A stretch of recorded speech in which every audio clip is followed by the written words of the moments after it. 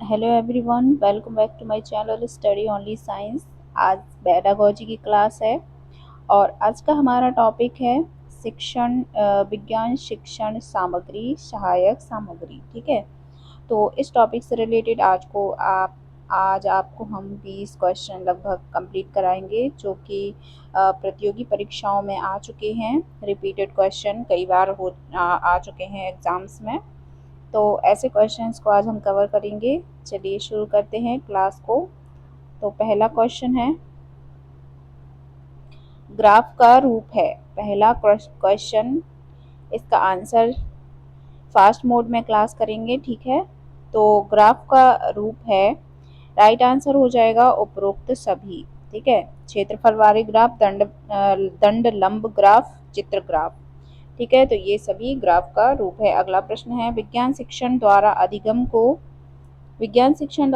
को आसान बनाने हेतु प्रयोग किए जाते हैं। क्या किए जाते हैं प्रयोग? तो इसमें सभी हो गया आंसर। इसमें श्रव्य, दृश्य, अदृश्य, श्रव्य दोनों साथ तीनों प्रकार के साधनों का उपयोग किया जाता है।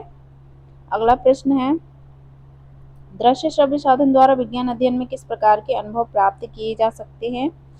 तो इसका राइट आंसर हो जाएगा 1 व 2, यानी कि प्रत्यक्ष और अप्रत्यक्ष दोनों प्रकार के साधन यूज किए जा सकते हैं। अगला प्रश्न है, शिक्षण सहायक सामग्री द्वारा पिछड़े हुए बालक की सहायता कैसे की जा सकती है?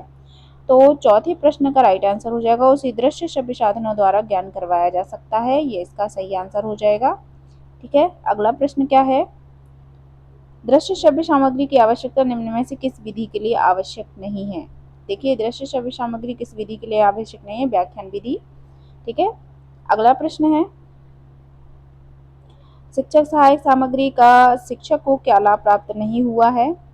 तो शिक्षक सहायक सामग्री में शिक्षक को जो लाभ प्राप्त नहीं हुआ है, उसका आंसर, इसका सेकंड नंबर दूसरा आंसर सही हो जाएगा। बालक चलचित्रों को देखते हैं तो शिक्षक को पढ़ाना नहीं पड़ता है, यह लाभ प्राप्त नहीं हुआ है, बल्कि शिक्षक को कंटिन्यू उनको समझाना पड़ता है, बताना पड़ता है, चाहे वो चलचित्र ही क्यों ना दिखा रहे हो। ठीक है, अगला प्रश्न है, अनुभव का आधार है, अनुभव का आधार है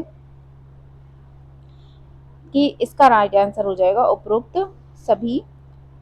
क्यों? प्रत्यक्ष वस्तु, प्रत्यक्ष से मिलते जुलते उपकरण और अभिनय संबंधी उपकरण, और ये इसमें आंसर हो जाएगा सभी। इन सभी चीजों से अनुभव मिलता है। अगला प्रश्न है, प्रदर्शन के आधार पर शिक्षक सहायक सामग्री है। तो प्रदर्शन के आधार पर शिक्षक सहायक सामग्री ये दोनों हो जाएंगी, यानी कि पर्दे के सहारे प्रयुक्त किए जाने वाले उपकरण, बिना पर्दे के सहारे प्रयुक्त किए जाने वाले उपकरण। अगला प्रश्न है, शैशवावस्था में किस प्रकार शिक्षण दिया जाना चाहिए? ठीक है, शैशवावस्था में शिक्षण किस प्रकार से दिया जाना चाहिए? खेल विधि द्वारा। तो इसका राइट आंसर हो जाएगा खेल द्वारा। अगला प्रश्न है, मनोविज्ञान के अनुसार शिक्षक सहायक उपकरण चुनने का आधार है। मनोविज्ञान के अनुसार शिक्षक सहायक उपकरण चुनने का जो आधार है वो हो जाएगा, इसका राइट आंसर हो जाएगा आयु विकास, यानी कि आयु के अनुसार। ठीक है, अगला प्रश्न है, शिक्षण सामग्री का प्रमुख तत्व है। शिक्षण सामग्री का प्रमुख तत्व 1 व 2 दोनों हो जाएंगे, यानी कि माध्यम और विधा। अगला प्रश्न है 12वां, श्रव्य दृश्य सामग्री नहीं है। तो श्रव्य दृश्य सामग्री नहीं है, छाया चित्र। ठीक है, फोटो कॉपी जिसे कहते हैं। अगला प्रश्न क्या है कि प्रक्षेपण के आधार पर अप्रक्षेपित सामग्री नहीं है। तो अप्रक्षेपित सामग्री जो नहीं है वो है स्लाइड। ठीक है, अगला प्रश्न है,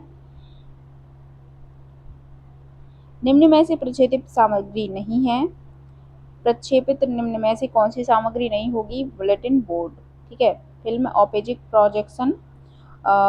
प्रोजेक्शन फिल्म खंड, ये सभी प्रक्षेपित सामग्री कहलाएंगे और बुलेटिन बोर्ड प्रक्षेपित सामग्री नहीं है। अगला प्रश्न है, चॉक बोर्ड का प्रयोग किया जाता है।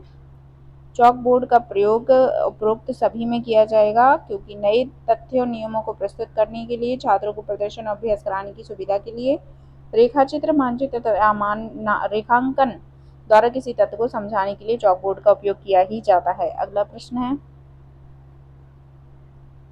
चॉक बोर्ड के उपयोग हेतु असत्य कथन है। तो इसमें जो सही आंसर हो जाएगा वो तीसरा है, चॉकबोर्ड पर दाईं कोने से लिखना आरंभ करना चाहिए, गलत हो गया। अगला प्रश्न है,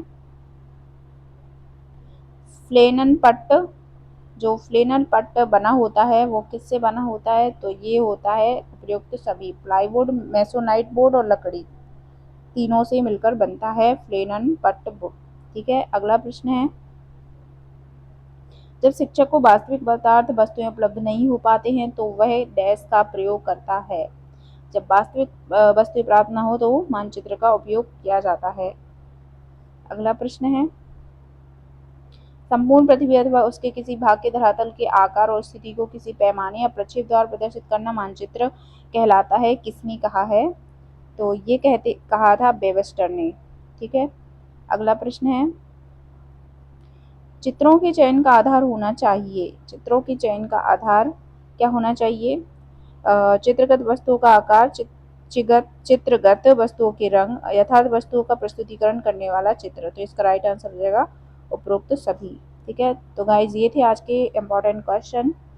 आई होप आप लोगों को समझ में आए होंगे। वीडियो को लाइक कर दीजिए और चैनल पर नए हैं तो सब्सक्राइब कर लीजिए। मिलते हैं अगले वीडियो और अगले टॉपिक के साथ। तब तक के लिए सभी को गुड नाइट, टेक केयर।